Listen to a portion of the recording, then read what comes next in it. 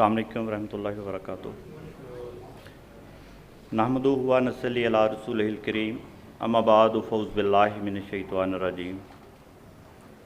खाकसार को जिस मौजू पे बोलने की तौफ़ीक मिल रही है उसका उन्वान है नौजवानों और बड़ों में दूरी और इसका हल और आपस में इस्लाम का रवाज।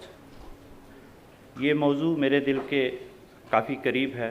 खाकसार अक्सर मरबियान से इस बारे में बात भी करता है कि हम किस तरह नौजवान और जो बड़ी उम्र के लोग हैं, जो हम में खला पैदा हो रहा है, उसको कैसे दूर कर सकते हैं। सबसे पहले हमें इस मज़मून को समझने की ज़रूरत है और हमको इसकी हमारे दीन के ज़रिए इसकी बेहतरीन समझ आती है। मिसाल के तौर पर अल्लाह ताला ने जहाँ इबादत का हुक्म दिया है वहाँ बाजमात इबादत का हुक्म दिया है, ताकि एक जमात की शक्ल बने, ताकि इसके ज़रिए एक दूसरे के साथ भाईचारे में इजाफ़ा हो, एक दूसरे से हमदर्दी में इजाफ़ा हो।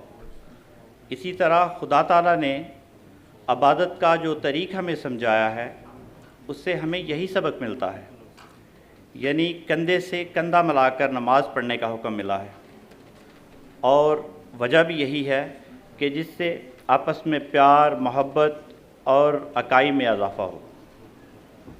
अगर हम इस सवाल को देखें कि बाज़ नौजवान और बड़ी उम्र में जो फासला नज़र आ रहा है, इसकी क्या वजह है, तो मेरी राय ये है कि इसकी बड़ी वजह नई इजादात, जैसा कि मेरे भाई ने कहा कि इजादात जो हैं वो ज़रूरी नहीं कि उसका माइनस ही हो, लेकिन जो मोबाइल हम आजकल यूज़ कर रहे हैं उसके हम इस कदर आदी हो चुके हैं कि हमारा ज़्यादा वक्त जो है वो मोबाइल पे ही गुज़र जाता है। अगर हम इसको गौर से देखें अपने घरों में, अपनी फैमिली में बैठे हुए, तो बच्चे जो हैं वो अलहदा मोबाइल पकड़े हैं और जो वालिदैन हैं वो भी मोबाइल के साथ लगे हुए हैं। वालिदैन और बच्चों में ये दूरी तो पैदा हो रही है, लेकिन इसके साथ साथ तरबीती मसाइल भी पैदा हो रहे हैं और इसकी तरफ हमें भरपूर तवज्जो देने की ज़रूरत है।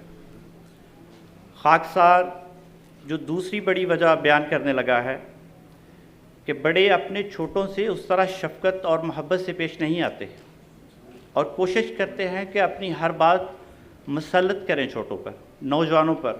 उनको वो कोशिश करते हैं कि वो जो बात कर रहे हैं वही ठीक है। ये बात नहायत ख़तरनाक है, जिसकी वजह से नौजवान नस्ल बड़ों से दूर होती जा रही है। अगर हम इस्लामी तलीमात का जायज़ा लें, जहाँ बड़ों से एहतराम से पेश आने का ज़िक्र है, वहाँ छोटों से शफ़क़त का भी ज़िक्र है। वजूहात तो बहुत ज़्यादा हैं, हमें इसका हल निकालना है जिससे मज़ीद फासले ना बढ़ें। मेरे ख़्याल में नौजवानों को हमें मौका देना चाहिए, उनके साथ एक दोस्ताना माहौल पैदा करना होगा, उनके साथ हमें बैठना होगा, उनकी बात हम सबको गौर से सुननी होगी, आपस में डिबेट करनी चाहिए कि गलत कहाँ पे है। अगर किसी जगह पे हम गलत हैं तो हमें मानना चाहिए कि हम गलत हैं, और अगर किसी जगह पे नौजवान ठीक हैं तो उस बात को भी तस्लीम करना चाहिए। ये नहीं कि हम बड़े हैं तो हम कहें कि नहीं हम बड़े हैं तो नौजवान जो हैं वो बात गलत कर रहे हैं। ये बिल्कुल ऐसा हम करके नौजवानों को अपने से दूर कर रहे हैं।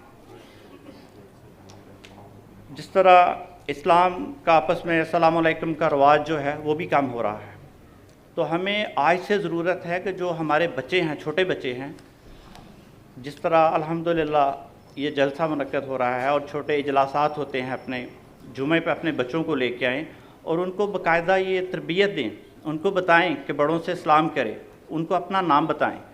इससे बच्चों के अंदर ये आदत पैदा होगी और बड़े जो हैं वो भी, उनको भी चाहिए कि वो बच्चों के साथ शफ़क़त से पेश आए। इसी तरह बड़ों को चाहिए कि वो भरपूर शफ़क़त से पेश आएँ और बड़ों को चाहिए कि नौजवानों के साथ आजिज़ी और मोहब्बत से पेश आएँ। इसलिए सबसे पहले हमें इस्लाम ने आजिज़ी की तालीम दी, हम सबको ये अपनाना होगी। हज़रत मसीह मऊद अलैहिस्सलाम फरमाते हैं, बदतर बनो हर एक से अपने ख्याल में। ये बहुत बड़ी बात है। جب ہم اپنے آپ کو سب سے چھوٹا سمجھنے کی کوشش کریں گے، کہیں گے کہ یہ نہیں، میں کچھ بھی نہیں ہوں، تو پھر جو ہے آپ کے اندر جو ہے وہ تکبر اور غرور پیدا نہیں ہوگا۔ اسی طرح آپ فرماتے ہیں جس کے اندر رتی کے برابر بھی تکبر یا غرور ہوگا وہ خدا کی نظر میں مقبول نہیں۔ ہمارے سامنے نبی پاک صلی اللہ علیہ وآلہ وسلم سے لے کر خلفائے احمدیت کے نمونے موجود تو ہیں، بس ان کو اپنانا باقی ہے، انہیں ہمیں اپنانے کی ضرورت ہے۔